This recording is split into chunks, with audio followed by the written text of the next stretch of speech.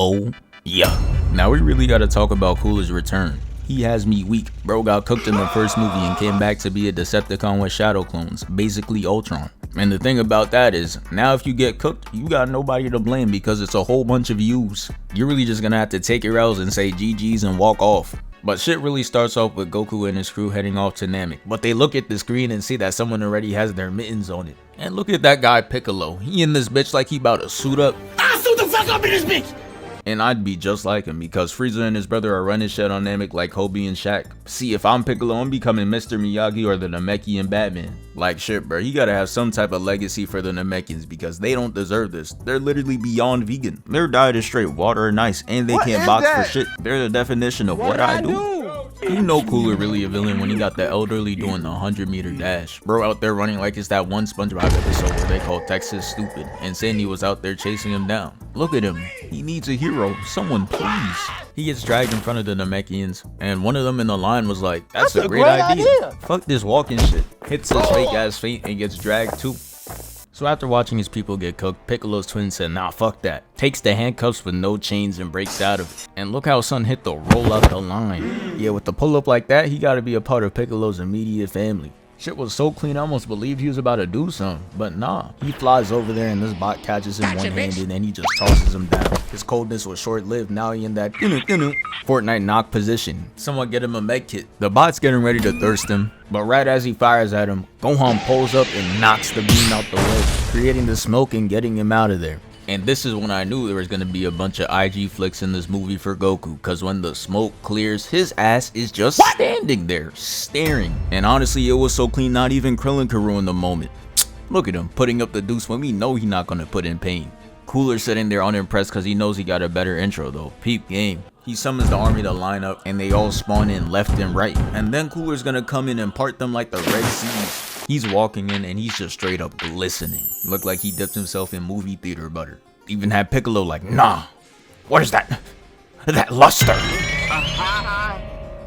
The time for introductions are over. They are ready for the boxing to commence. Cooler sends his army of bots to go attack, and I want you to guess out of these three who gets cooked first. I'll give you a hint, he's bald and short. Piccolo and Gohan take off just fine, but when Krillin does it, they sit his ass down immediately.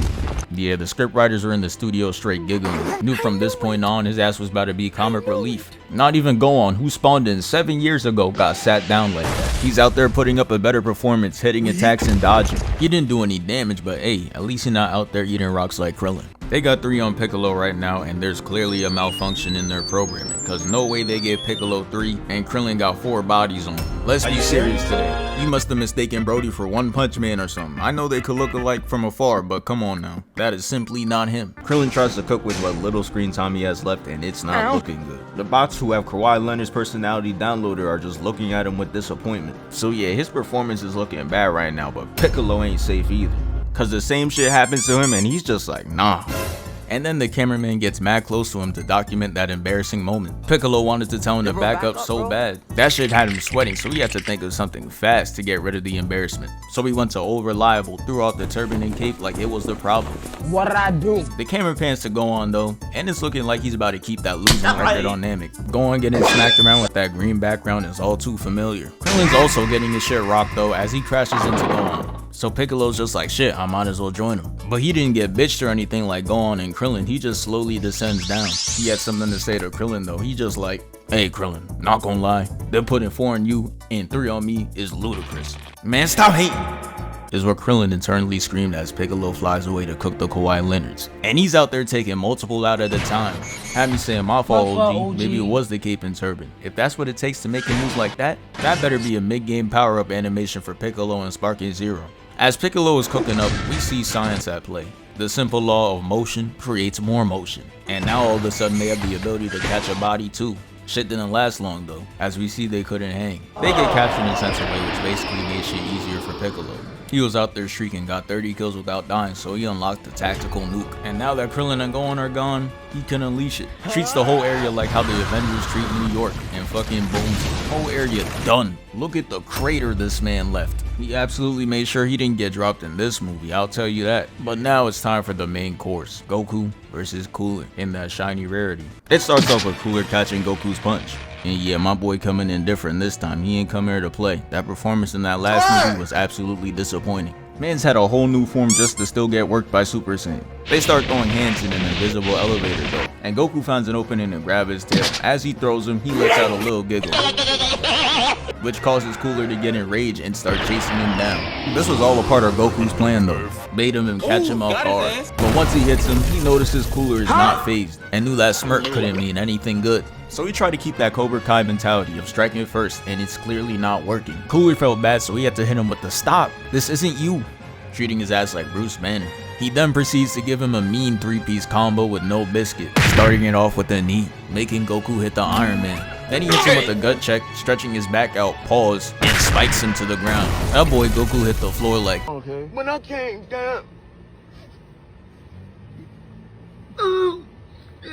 Cooler didn't care about the pain he was feeling though. Up in the finishing move, 2 minutes into the fight, and throws it at him.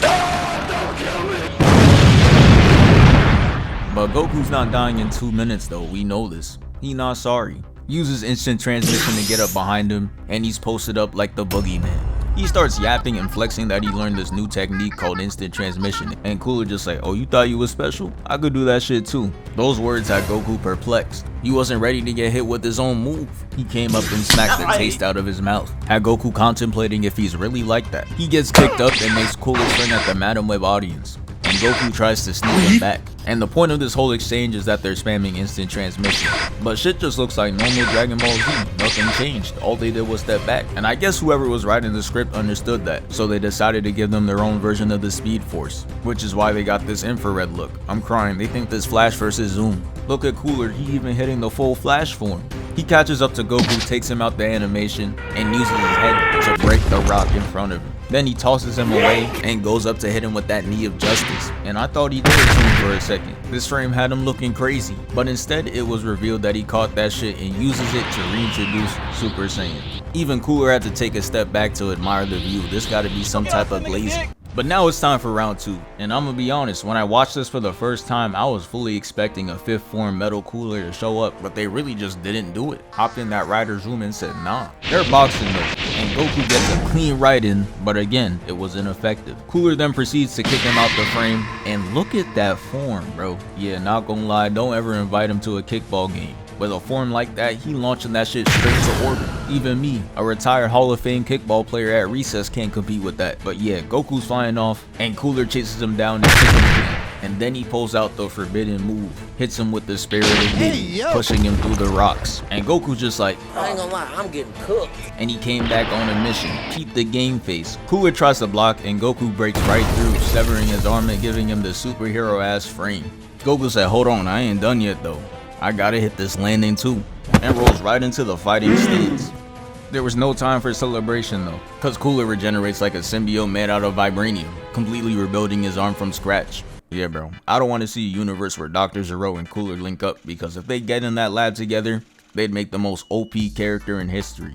Might even surpass Boo in what bullshit it could do. The camera pans up and we see bro is just randomly glistening again, and that's another bad sign for Goku. Catches him off guard with the TP and aims right for the stunner. He started turning into SpongeBob as he flips him over and seasons him, grabbing his leg and tossing him away. Goku hits the smooth recovery though, holding on to that attack stance like it was gonna change the outcome. Yeah, that shit ended up being a slight inconvenience. Delayed Cooler's attack for 1 second, then he's just like But anywho, and gets to blast. Goku's clean with the blocks though, deflecting everything and getting right up in his grill. Goku did all that for nothing though, and starts to get choked out by Cooler. That boy Goku needed a hero. And thankfully Vegeta decided to get out the house in this movie, because Goku would have been cooked. Came in and kicked the shit out of him. Had his face looking crazy and he got him leaning. But the hatred was at an all-time high for Vegeta here. This cool ass intro was all we're gonna get from him, and you know what bro, I've made my peace with that. Shit was basically over as soon as it started. Goes Super Saiyan, talks some shit, runs in, and gets bopped.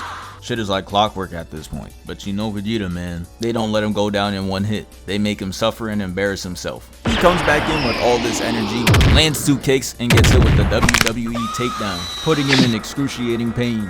And Goku couldn't sit there and watch anymore. As much as he knows Vegeta loves his ones, He just had to save him. Kicks Cooler out the way before he blasts him. And in this frame, you could really see how Cooler's a fiend. Look at him. He's already up and running to sleep Vegeta. The hatred runs deep. Not even Goku back up. He's still recovering from his last save. Cooler enters the instant transmission dimension, and we see he was really trying to give Vegeta that cartoon bump on his head. But Goku's clutch. He gets him out of the animation and has him tackled on the floor. And I'm not gonna hold you, this frame is looking crazy. I'm gonna need a big pause on that one, bruh. And damn, Goku's really a great teammate. Back-to-back saves is kinda tough. If I was Cooler, I'd be angry as hell because I just missed out on 2 kill opportunities. But guess who's the angriest out of all of them? Vegeta, the one that got saved. He just like, hey, fuck both y'all. Had Goku on his 50-cent shit.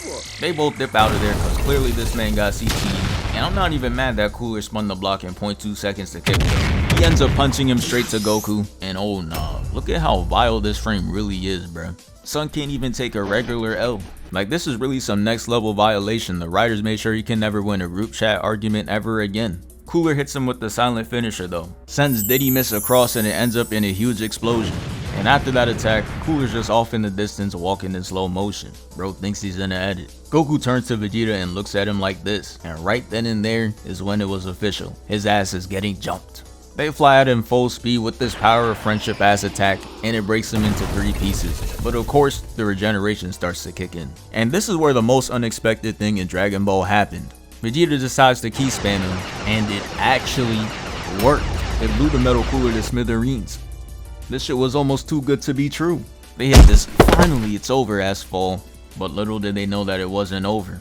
Goku, who's on like 2 HP, looks up and sees that there's another Metal Cooler, alive and well, just up there posing for the gram. They all walk up simultaneously and they just start blinging in the distance. Shit was scary as hell, looking like round 200 in COD Zombies, but instead it's just a bunch of VVS coolers. I'ma be honest, at this point I was full on glazing. I was out my seat, standing and staring at the TV. I thought I was about to witness cinema. Look at how they're sliding down. Had me fully convinced this was gonna be an endgame type fight. Goku and Vegeta hit the double Super Saiyan. And we saw all this theatrical shit for not even one punch to be thrown. It was really just a flash and they ended up in Diddy's dungeon. Like, bro, y'all gotta be trolling. No way y'all just pump fake the whole audience like that. And they didn't make up for it either. Now, I'm not saying I watch Dragon Ball movies for the plot, but damn bro, did y'all even try? Cooler starts taking energy from Goku and Vegeta, and somehow, this big ass ship can't handle it. Look at this is damn near half the planet. And you're telling me it doesn't have the capacity for 2 Saiyans? It starts breaking down and they get free, and Cooler didn't like that one bit, so he goes full Decepticon and starts chasing after Goku, punching him and then trapping him in wires. He's trying to turn Goku into minced meat, but then out of nowhere, a Destructo Disc comes along and cuts Cooler's arm off. And not for 1 second did I believe that hero was Krillin. We see that it's Vegeta making my hating ass right, and Goku breaks free. He then takes a small yellow key ball, throws it at him, and destroys him once and for all. And yeah, that's the end of the video. Thank you for 494K. We moving.